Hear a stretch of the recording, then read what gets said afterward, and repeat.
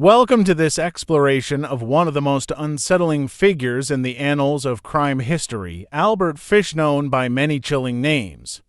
The Gray Man, the Werewolf of Wisteria, and, perhaps most infamously, the Boogey Man. Fish's name is synonymous with some of the darkest acts imaginable, and his life story reveals the depths of his disturbed psyche. The horrific crimes he committed and the legacy he left behind, a legacy that still chills true crime enthusiasts to this day. To truly understand the mind and actions of Albert Fish, we have to go back to the beginning to understand where he came from, what shaped him, and the circumstances that ultimately led him down a path of terror. Hamilton Howard Fish, who would later adopt the name Albert, was born on May 19, 1870, in Washington, D.C., into a family steeped in mental illness. His family history included members with diagnoses of mental illness and physical disabilities, a lineage marred by psychological disturbances which perhaps foreshadowed his own future struggles. His father was 75 years old at the time of his birth, a significant age gap, which left Fish in the care of a mother who struggled with her own mental health. The environment Fish grew up in was unstable, dark, and likely contributed to his eventual descent into the macabre. At the age of 5, Albert Fish's father passed away, leaving his mother unable to care for him. Young Fish was placed in an orphanage where he experienced extreme abuse, both physical and psychological, during his time there. Fish began developing troubling tendencies. Instead of fearing pain, he began to enjoy it, associating it with pleasure, a disturbing blend of sensations that would define much of his adult life. This early experience in the orphanage was more than a formative experience. It was a foundational one. It introduced Fish to pain in a way that he would later inflict on others. As Fish grew older, he developed what can only be described as dark and compulsive urges. After leaving the orphanage, he reunited with his mother. But the seeds of his behavior had already been sown. By his teenage years, Fish was already showing signs of deep psychological issues, experimenting with self-harm and developing a fascination with bodily mutilation. He moved to New York City in his early 20s, where he engaged in various relationships with men, often encouraging them to inflict pain upon him.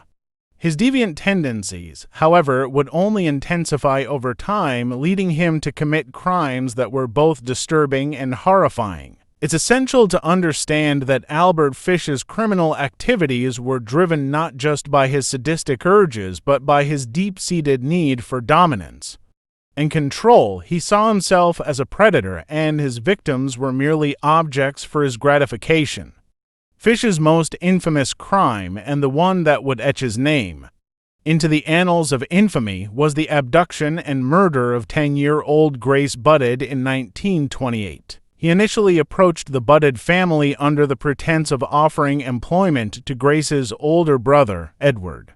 However, upon meeting Grace, he became fixated on her, convincing the Budded family to let Grace accompany him to a fictional birthday party. Fish instead took her to an abandoned house, where he committed acts so horrific that they would haunt her family and investigators for years. Following Grace's disappearance, Fish sent an anonymous letter to her family detailing her last moments, an act that revealed not only his lack of remorse but his twisted desire to taunt and horrify. The letter was a crucial piece of evidence, eventually leading investigators to Fish. Handwriting experts traced the letter back to him, and Fish was apprehended in 1934, 6 years after Grace Budd's murder. His capture marked the end of his terrorizing spree, but his confession would reveal a legacy of horror. In court, Albert Fish confessed to multiple murders, though only 3 were ever officially confirmed. During his trial, he appeared detached, emotionless, even calm as he recounted details of his crimes, behavior that left jurors and onlookers alike disturbed. His calm demeanor in court only solidified his image as a man utterly devoid of empathy or humanity. Fish's defense attempted to plead insanity, given his well-documented history of mental illness and the grotesque nature of his actions. Yet, the jury found him guilty, unwilling to excuse his horrific actions on mental instability alone. Fish was sentenced to death, a decision he seemingly welcomed.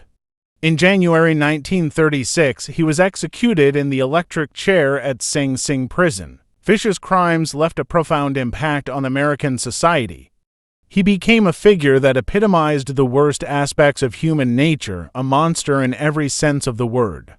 The case not only highlighted the capacity for human cruelty, but also raised questions about mental illness and the justice system's handling of individuals who commit crimes beyond comprehension.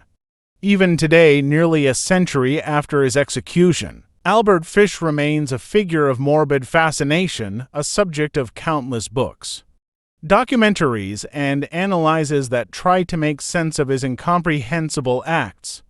Reflecting on the story of Albert Fish, we are reminded of the profound consequences of childhood trauma, the dangers of unchecked mental illness, and the need for society to protect its most vulnerable. Fish's story serves as a grim reminder of the depths of human depravity and the long-lasting scars left by those who commit unimaginable crimes. Thank you for joining us in this deep dive into the life of Albert Fish. His case remains one of the darkest chapters in criminal history, a chilling reminder of what lies beneath the surface of human nature.